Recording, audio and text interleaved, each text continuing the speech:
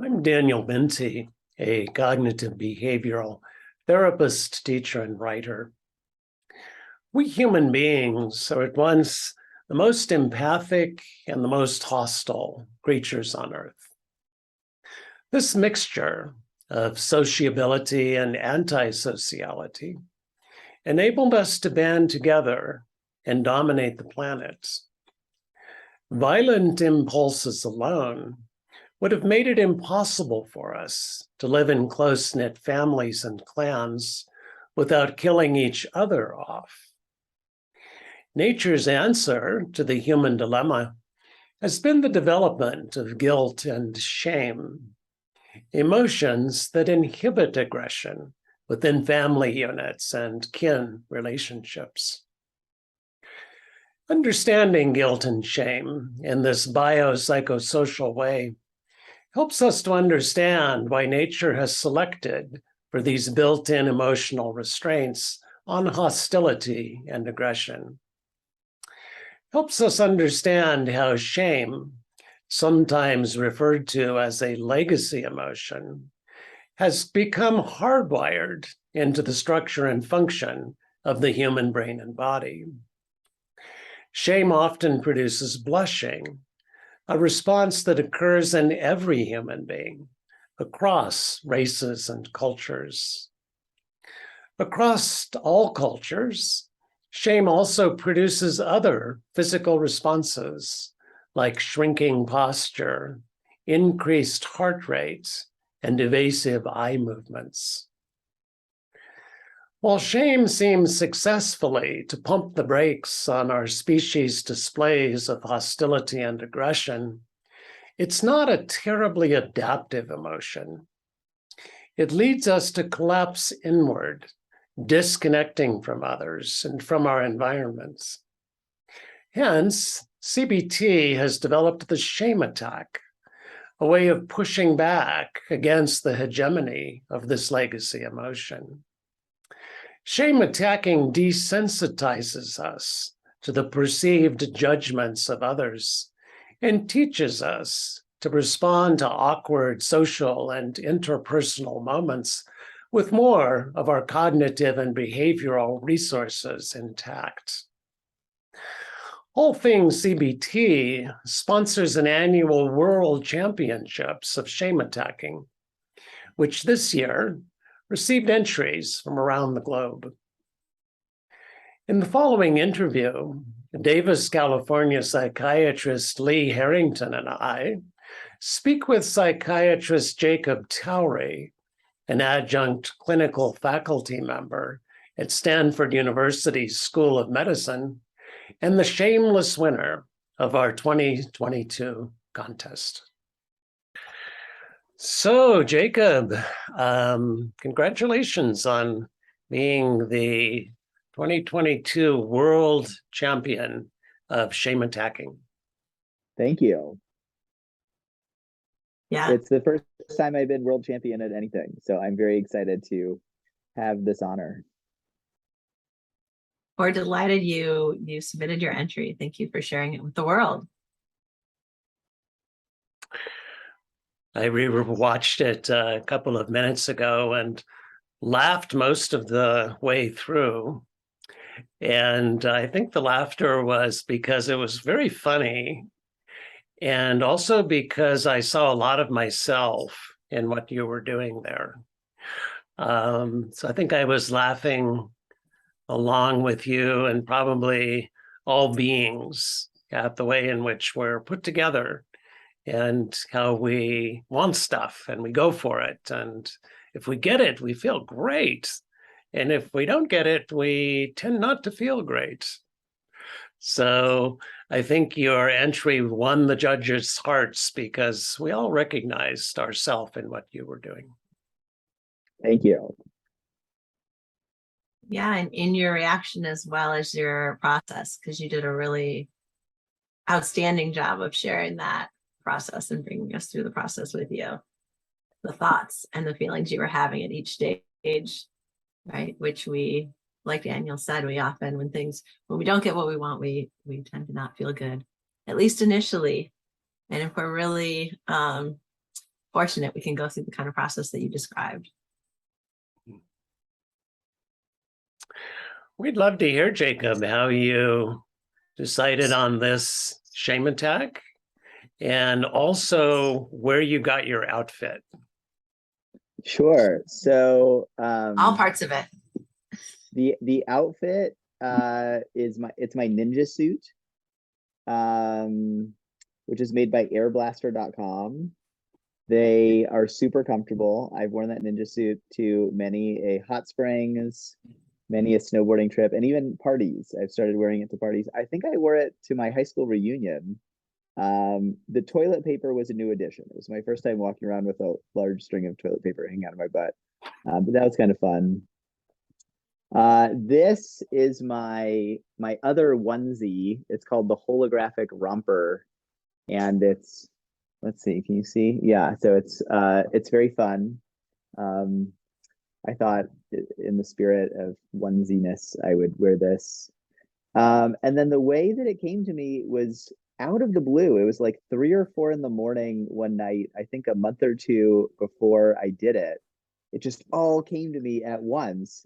And then I was so excited about it, I couldn't sleep for a couple hours. And I started like going over all the details, and I was like, okay, which flowers will I choose? And which colors? And I was gonna do it for a friend of mine was getting married. I was like, this will be perfect. I'll do it at the wedding. And I got his permission, and he said it was fine. So I was really pumped to do it then. And then I got COVID like the day before the wedding. So we had to reinvent it a little bit, but some slight modification, and it came together. But it was one of the only times I've had just a whole bunch of stuff come to me right in the middle of the night, all detailed the way it was. So that was kind of fun. Thanks for giving us some of the backstory there. I thought, as well as being funny and very human, your entry was very wise. And a couple of the wisdom points that I saw was that as a fellow juggler, you set the bar very low and then performed flawlessly, from what I could see. It was just astonishing to see an amateur juggler juggle and not drop a ball.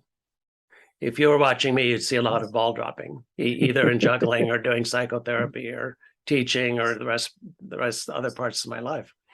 But I thought that there's great wisdom in setting the bar very low and then getting over it and feeling great about ourselves and setting it low for others as well. That if they're, getting out of bed and getting dressed and getting out the door, they're just doing, screamingly well. And then all of those should statements about how I and other people, are supposed to be just kind of go away because I'm having so much fun appreciating how well all of us are doing. So I thought that was one of the wisdom points. And I suspect that Lee might have seen a couple herself. Yes. Yeah. I love that as well. So nice for us to have the bar low, and also to role model that. You did such amazing role modeling, Jacob, showing us how to enjoy life with a low bar and showing people how to be joyful. Thank you. I loved how you had, we had like kind of a four-part shame attack, right? We had the psychic powers piece, and I loved how you were reading people's minds and checking in, doing a little inquiry. Right? Is that right? And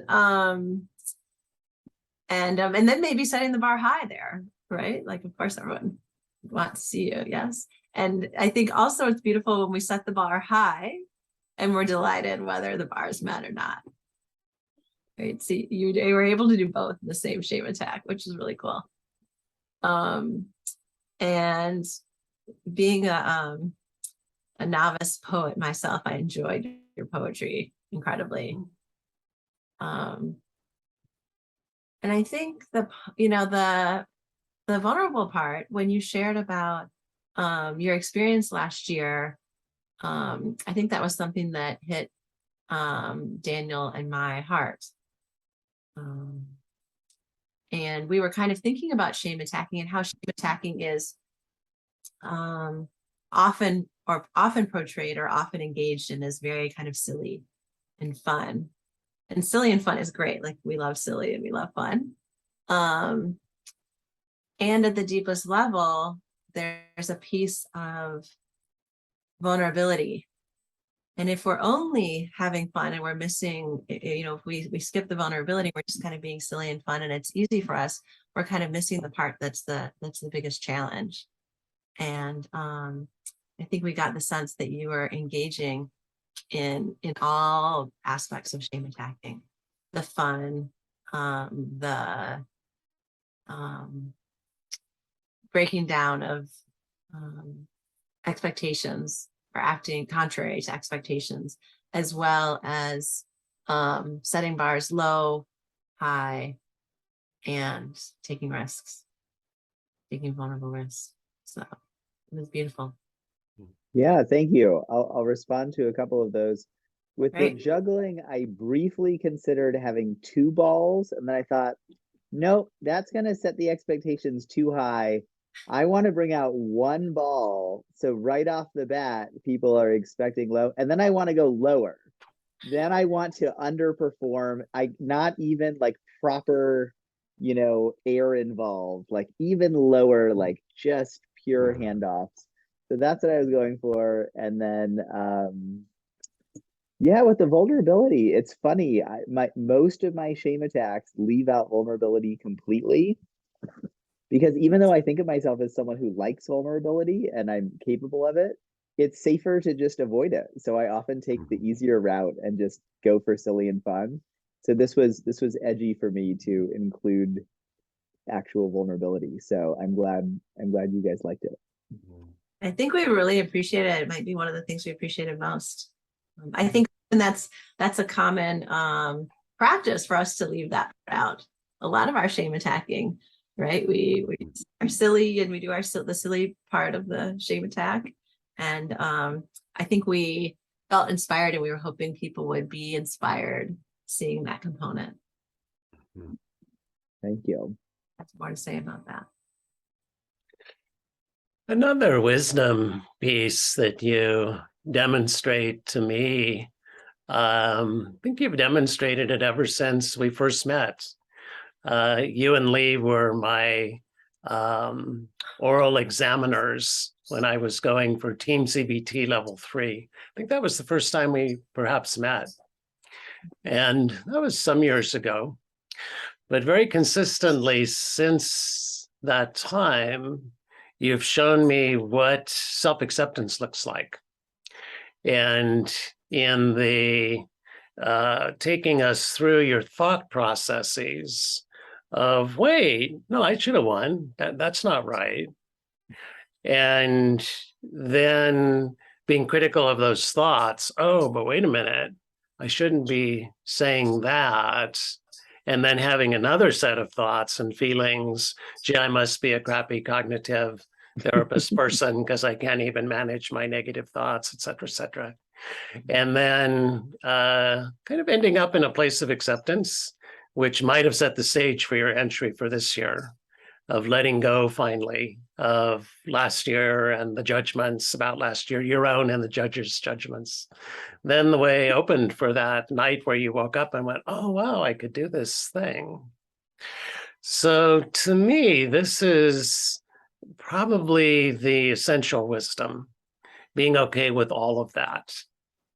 And I also noticed that I felt closer to you when you took me through those steps. And I think I felt closer to you because you were just sharing more of who you are with me. But also I felt closer because I heard you saying, I care about this contest. And Lee and myself, the other judges, the entrants have put a lot of time and energy into the contest. Maybe not as much as you have, but we have put in a lot of time and thoughts. And so when you were expressing how much you cared about it, I felt close to you in the caring.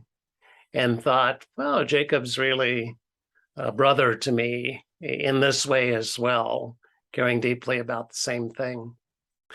And then I thought the poetry, I'm an amateur poet myself, kind of reflected that. There's a poem you may know, a rose is a rose is a rose.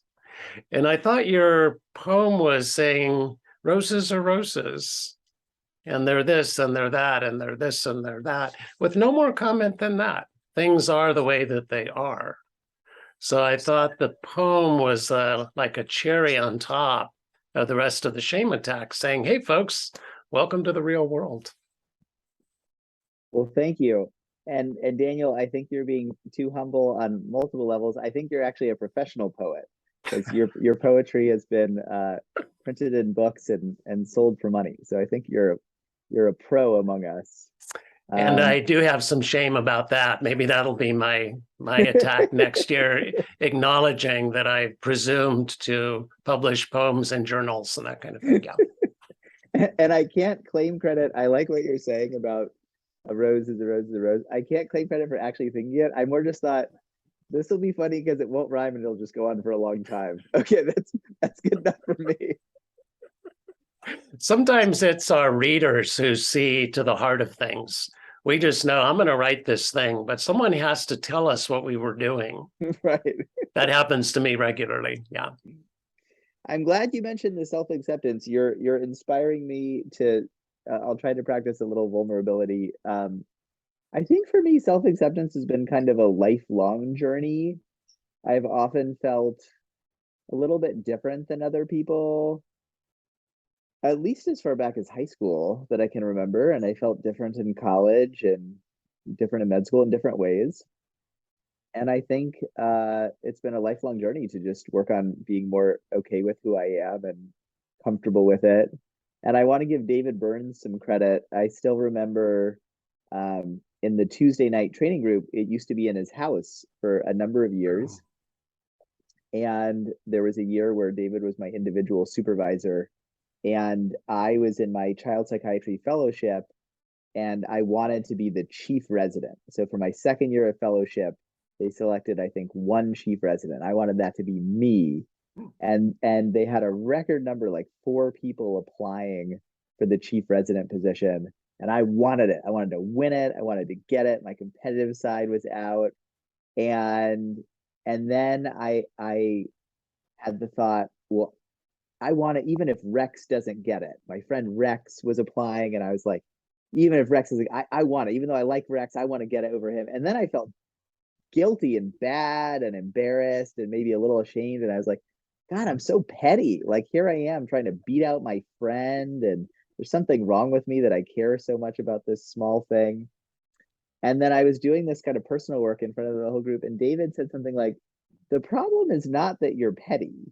We're actually all petty at various times. The problem is that you're beating up on yourself and blaming yourself for being petty. It's fine to want to beat out everybody else. The problem is you think there's something wrong with wanting to beat out everyone else and being petty. And I was like, that's brilliant. It's okay. I can be petty and at times selfish and lazy and thoughtless and every other possible negative adjective. And the problem is not that I'm those things. The problem is just that I'm beating up on myself and saying I should never be those things. So that was a pivotal moment for me, was just being more like, okay, yep, every possible, I can be callous and sadistic and greedy, every possible negative adjective I think you could assign to someone. I am that way sometimes, and I'm just more at peace with it. And I think paradoxically, the more I'm at peace with it, the more it frees me up to not act out in various different ways excessively. So that's been kind of a fun lifelong journey, just be more okay with my okayness in different ways. Yes, your sadism was on display the first time we met, where you and Lee examined me and then went away for a few minutes and then came back. And you told me, Daniel, I want to channel some sadism here, and we're not going to tell you yet if you passed or not. We're just going to check in with you and ask you if you passed or not. And I immediately thought, wow, a fellow sadist. Yeah, this is my kind of guy. And it's certainly something that I've worked on as well. I think the growth edge for me is moving beyond acceptance into appreciation.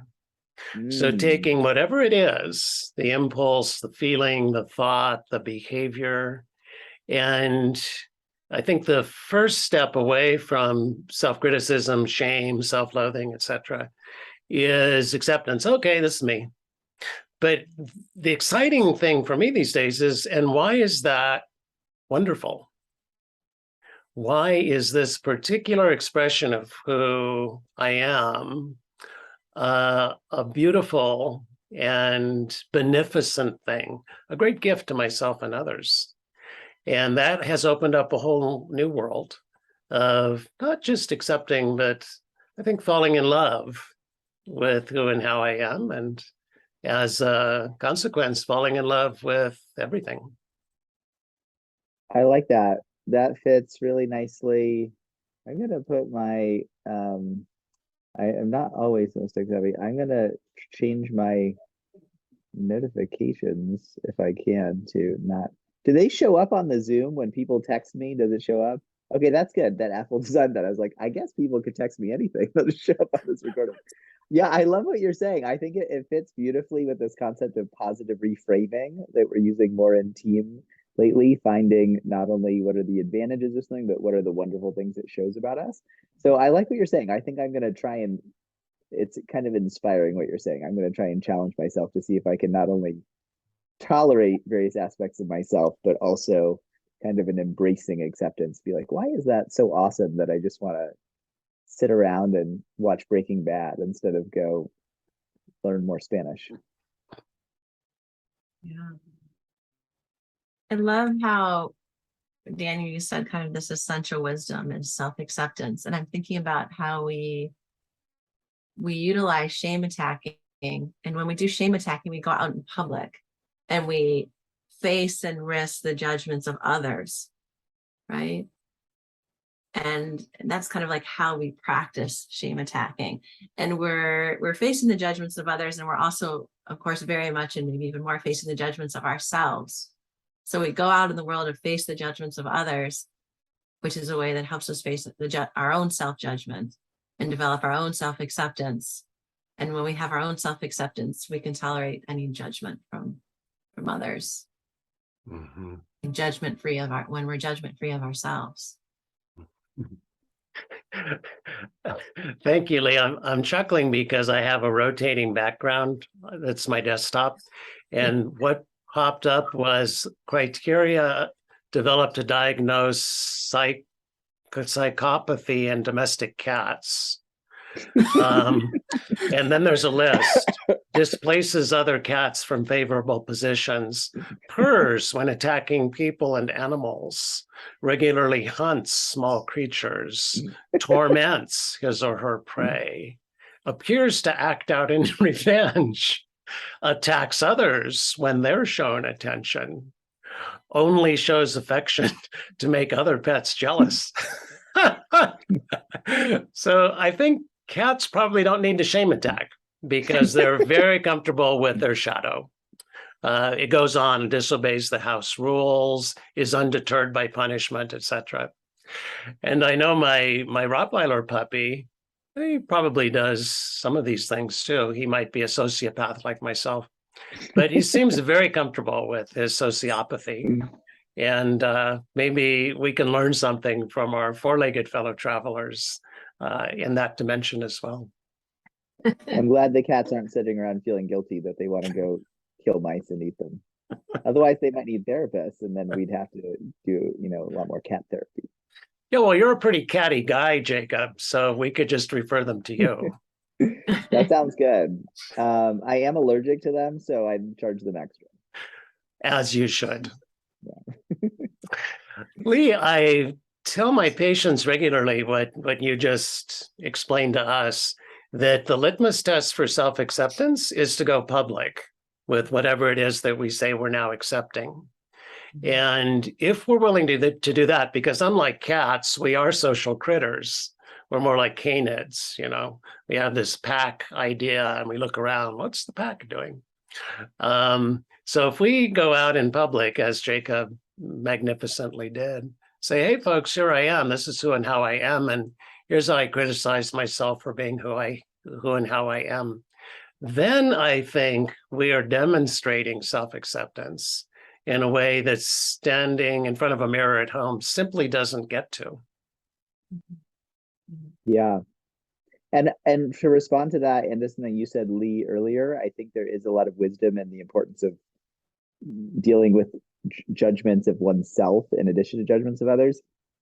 It reminds me, I went on retreat last week to this retreat center, and we had a spontaneous night of dancing.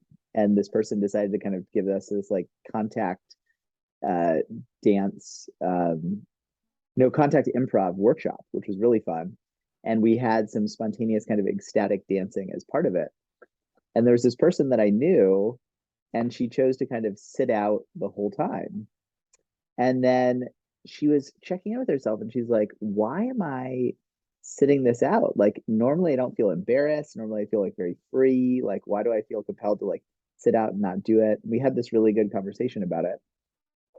And that was very edgy for her to kind of dance in a way that wasn't like structured, and she felt really embarrassed about it.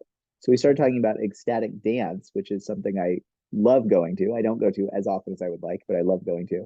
But in ecstatic dance, you go and there's no real rules. I mean, the rules are you have to be silent and just dance however you want. But there's music, and you just kind of dance however you want. And it's like you were saying, Lee, it's not only worrying about judgments of others when you're just dancing however you want, but dealing with your own judgments of yourself. Because what typically happens when people are new to it, they're very self-critical and self-conscious. And so it's very difficult to just really let yourself dance however you want. But it's, I think, a really fun practice that can help with shame attacking, help with self-acceptance, help with being silly and not taking ourselves so seriously, which is, I think, something that I and many of us can fall into, is taking ourselves overly seriously. Excellent. I love that. Now I'm imagining a static dance. So. It's fun. Yes. And it reminds me of an honorable mention entry that Annie Hanaway submitted from Our Lady of Notre Dame Cathedral in Montreal, Canada. She was doing ecstatic dance out in front of the cathedral. So we thought Annie deserved at least mention for having gone out in a very Catholic setting and done ecstatic dance. Her family, who was there, told her that after a minute or two, people started to move away from her. Oh, that reminds me of a cinematography point that I liked about your entry, Jacob. That I think that I liked how your camera person, who might have been my son Bryce. I was like, was it Bryce? Okay. I liked how he had the camera on you, but he also turned the camera to other people. And one of our second place winners did a nice job of commenting on the responses that other people had. And when I'm doing social anxiety and interpersonal exposure, I think it's really helpful for us to kind of like categorize these responses that we get from others, right? Because often I think it helps us not personalize them so much. Like, oh, they're doing this to me and doing that to me, right? We can be like, oh, this is like a non-response. Okay, great, right? Oh, this is a like judgmental response, right? Well, this is like an engaging response, right? People will have these different kinds of responses. And this person's very confused. This is a confused response, right? Like, often it's like curiosity with approach, or curiosity with like, or confusion with approach, or confusion with distancing, right? Like, what are those? And I think because we're challenging these thoughts that like people will judge me and I won't be okay if they judge me, it's helpful to notice those responses, even non-responses, like are important for us to notice and help, like, when we're working with other clients, help them practice having, have practice with getting those kind of all kinds of responses, including non-responses. So I thought it was great that the camera panning that Bryce did was excellent. Yeah, he's good at it. He's been my most consistent cameraman on shame attacks, and I think he enjoys seeing people's variety of responses, including confused, and it is fun. I love it too. That's one of my favorite things about shame attacking is I love seeing people be confused or judgmental or excited or a wide mix of things. Yeah. Our shame attacking seems to be getting traction in Europe. So I was talking to Agnes, one of our contest entries, and a new colleague we met at our conference in Warsaw back in August. And Agnes told me she was walking down the street in Warsaw the other day, and a woman came up to her and appeared to be like channeling cat sociopathy. She just came right up, stared in her eyes, and went. And at first, Agnes was just very confused. No one had ever done this before. And then a light bulb went on in her brain, and she said, "Are you doing shame attacking?" And the woman smiled and walked off. So you all do great work, and I want to thank both of you again for your entries and for our time together here. I think each year it gets more fun and more heartfelt, more real somehow. So I will say goodbye. I wonder if either of you have anything you'd like to say or ask before we close. I'll just say thanks for crowning me world champion. My ego really likes it, and it was really fun. It's been fun making these videos and participating in it and chatting about it with you guys. So yeah, thanks for having me. Yeah, thanks for your entry, Jacob, and your in all aspects, and role modeling and leadership in that. And I'm so glad. Thanks, Daniel, for hosting. Joy to be part of it.